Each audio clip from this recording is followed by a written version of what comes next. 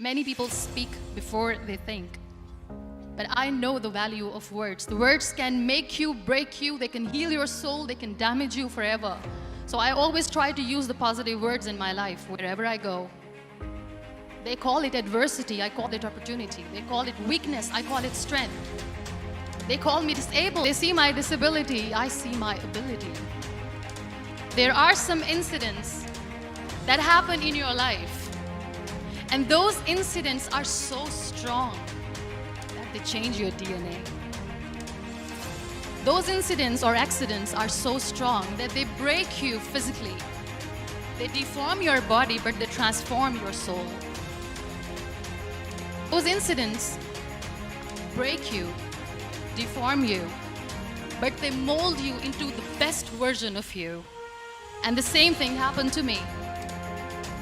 And I'm going to share what exactly happened to me. I was 18 years old when I got married. And this thing I'm sharing for the very first time on an international level. I was 18 years old when I got married. I belonged to a very conservative family, a Baloch family, where good daughters never say no to their parents. My father wanted me to get married. And all I said was, if that makes you happy, I will say yes. And of course, it was never a happy marriage. Just about after 2 years of getting married, about 9 years ago, I met a car accident.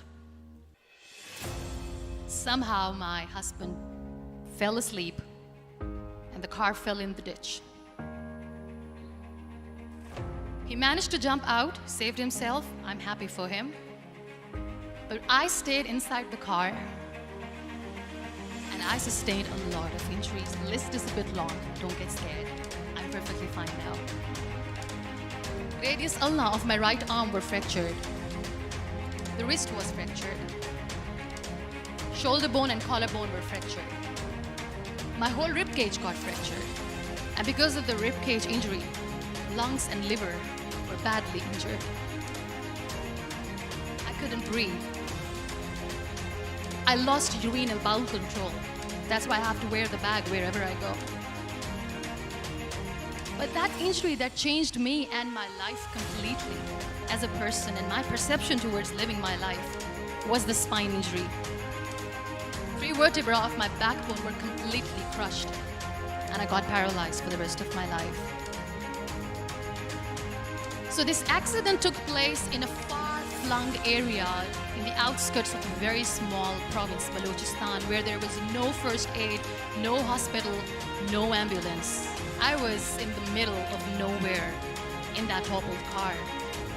Many people came to rescue. They gave me CPR. They dragged me out of the car. And while they were dragging me out, I got the complete transection of my spinal cord. And now there was this debate going on. Should we keep it here? She's going to die. Where should we go? There is no ambulance.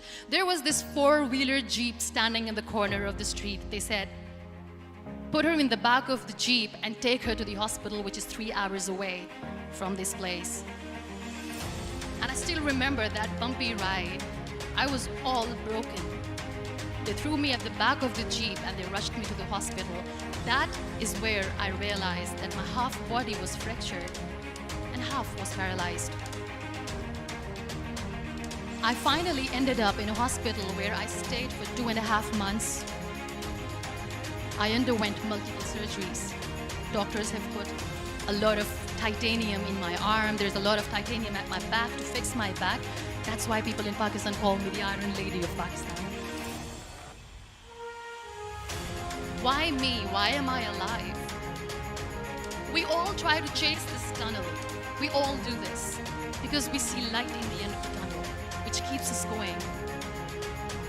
My dear friends, in my situation, there was a tunnel that I had to roll on.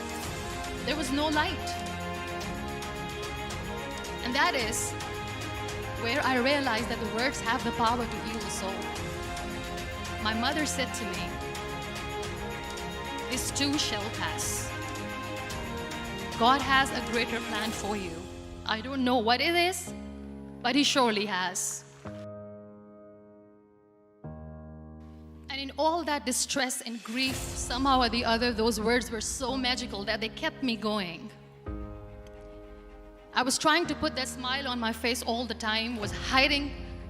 It was so hard to hide the pain, which was there. But all I knew was that if I will give up, my mother and my brothers will give up too. I cannot see them crying with me. So what kept me going was, one day I asked my brothers, I know I have a deformed hand, but I'm tired of looking at these white walls in the hospital and wearing these white scrubs. I'm getting tired of this. I want to add more colors to my life. I want to do something. Bring me some colors, bring me some small canvas. I want to paint. So the very first painting I made was on my deathbed, where I painted for the very first time. It was not just an art piece or just my passion. It was my therapy. What an amazing therapy it was. Without uttering a single word, I could paint my heart out. I could share my story.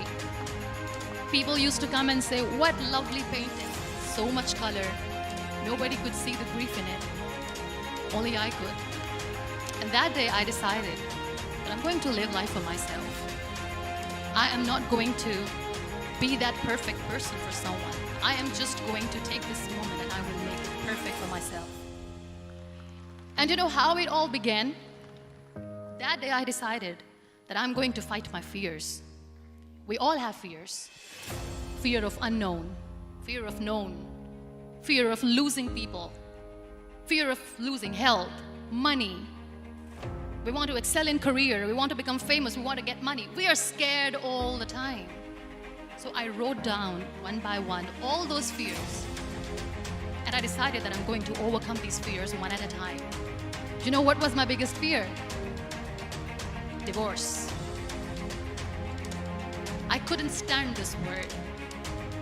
I was trying to cling on to this person who didn't want me anymore, but I said no. I have to make it work. But the day I decided that this is nothing but my fear, I liberated myself by setting him free. And I made myself emotionally so strong that the day I got the news that he's getting married, I sent him a text that I'm so happy for you and I wish you all the best. And he knows that I pray for him today.